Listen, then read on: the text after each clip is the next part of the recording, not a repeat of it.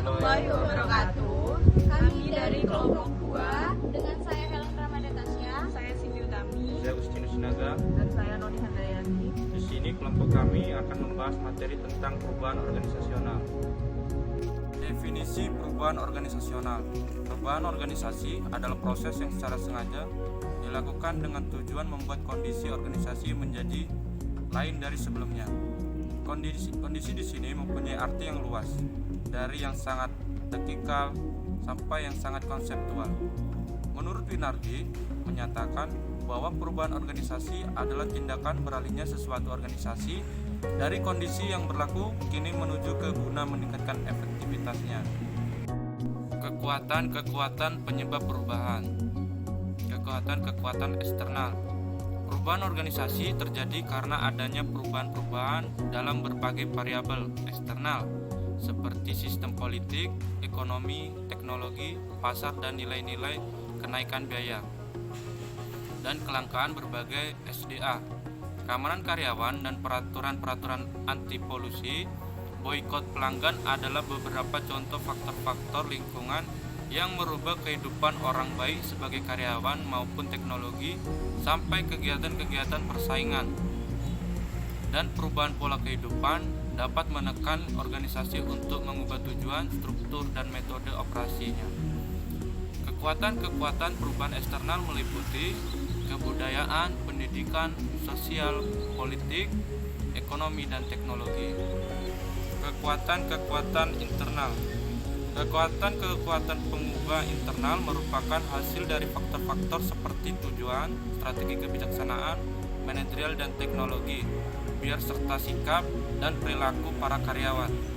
Sikap dan ketidakpuasan karyawan seperti ditunjukkan dalam tingkat perputaran atau pemogokan dapat menyebabkan berbagai perubahan dalam kebijaksanaan dan praktek manajemen. Kekuatan perubahan internal meliputi kegiatan-kegiatan karyawan, tujuan organisasi, strategi dan kebijaksanaan, teknologi, cara-cara penanganan perubahan. Ada 2 pendekatan penanganan perubahan organisasi. 1. Proses perubahan reaktif.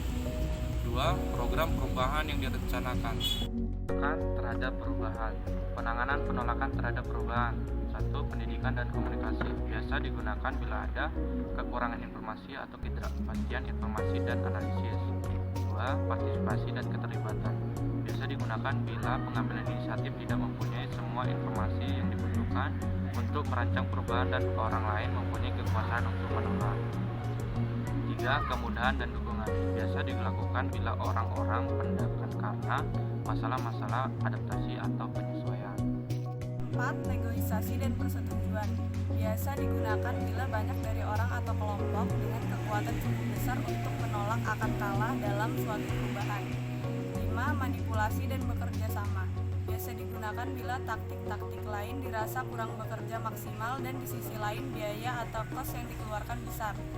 6. Paksaan eksplisit dan implisit. Biasa digunakan bila kecepatan adalah hal yang paling penting dan para pengusul mempunyai kekuasaan yang besar. Proses pengelolaan perubahan harus mencakup 2 gagasan dasar untuk mencapai efektivitas organisasi. Pertama, ada retribusi kekuasaan dalam struktur organisasi. Kedua, retribusi ini dihasilkan dari proses perubahan yang bersifat pengembangan. Tahap-tahap proses perubahan: 1. Tekanan dan desakan. 2. Intervensi dan reorientasi. 3. Diagnosa dan pengenalan masalah. 4. Penemuan dan pengenalan masalah. 5. Percobaan dan hasil. 6. Pungutan dan penerimaan. Metode-metode penanganan penolakan terhadap perubahan: 1. Pendekatan pendidikan dan komunikasi.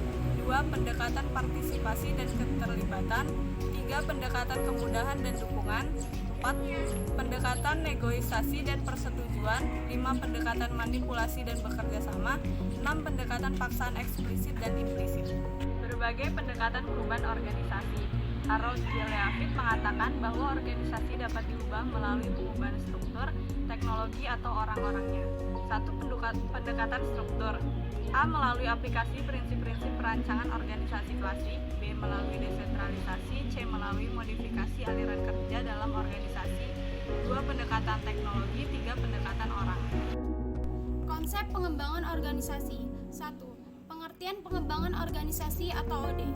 A. Strategi untuk merubah nilai-nilai daripada manusia dan juga struktur organisasi sehingga organisasi itu adaptif dengan lingkungannya. B.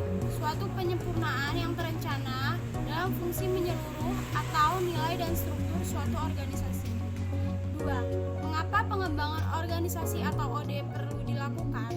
Dalam kenyataannya, organisasi seringkali terjadi stagnan yang disebabkan keengganan manusia untuk mengikuti perubahan, di mana perubahan dianggap bisa menyebabkan dia equilibrium, sehingga perlu dilakukan evaluasi, adaptasi, kaderisasi, dan inovasi.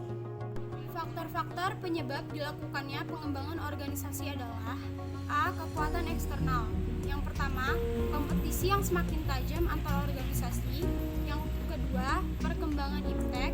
Yang ketiga, perubahan lingkungan, baik lingkungan fisik maupun sosial yang membuat organisasi berpikir bagaimana mendapatkan sumber di luar organisasi untuk masa depan organisasi.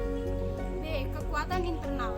Struktur sistem dalam prosedur, perlengkapan dan fasilitas, proses dan sasaran bila tidak cocok akan membuat organisasi melakukan perbaikan.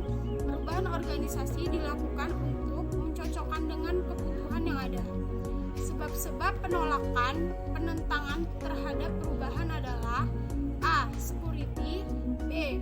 Ekonomik atau berkaitan dengan untung rugi, yang C. Psikologis dan budaya atau kebiasaan. Yang pertama persepsi, yang kedua emosi, dan yang ketiga kultur. Di dalam OD terdapat pendekatan integratif, yaitu A.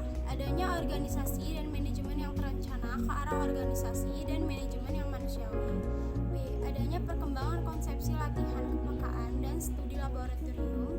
Pemikiran ini didahului oleh Kurt Lewin. Mengenai counter group bergeser pada encounter group. Ini dirasa tidak bisa membantu di dalam prakteknya. C. Pengembangan potensi manusia. Geseran di dalam OD terjadi pada nilai, proses, dan teknologi. A. Geseran atau perubahan nilai yang dibawa OD diantaranya adalah: yang pertama, penggunaan seluruh sumber daya yang tersedia. Yang kedua, pengembangan potensi manusia. Yang ketiga, efektivitas dan kesehatan organisasi. Yang keempat, pekerjaan yang menarik dan menantang. Yang kelima, kesempatan untuk mempengaruhi lingkungan kerja. Dan yang terakhir, penerimaan terhadap kemanusiaan.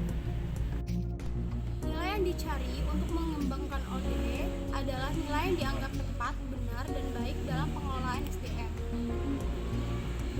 Geseran proses meliputi proses efektif, proses manajemen, proses pelaksanaan kerja. C. Geseran teknologi dapat diutamakan adalah teknologi yang bisa menjawab kualifikasi pada manusia. 3. Karakteristik pengembangan organisasi. Yang pertama, keputusan penuh dengan pertimbangan. Yang kedua, diterapkan pada semua subsistem manusia, baik individu, kelompok, dan organisasi. Yang ketiga, menerima intervensi baik dari luar maupun dalam organisasi yang mempunyai kedudukan di luar mekanisme organisasi.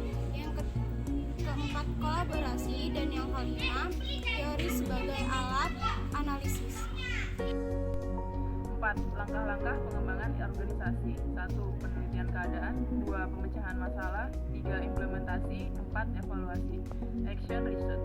Action research merupakan tindakan pemecahan masalah yang dilakukan dengan berbasiskan data maupun model-model teori. A. Tahap penilaian keadaan.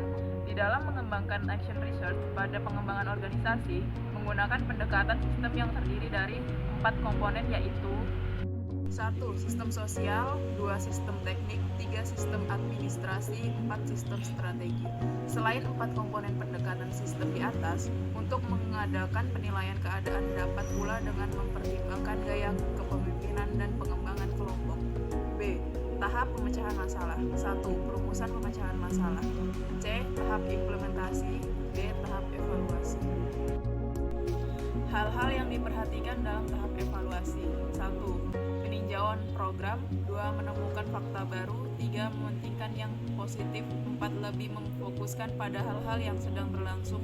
5. menciptakan penghargaan dan keyakinan bahwa keadaan akan menjadi baik.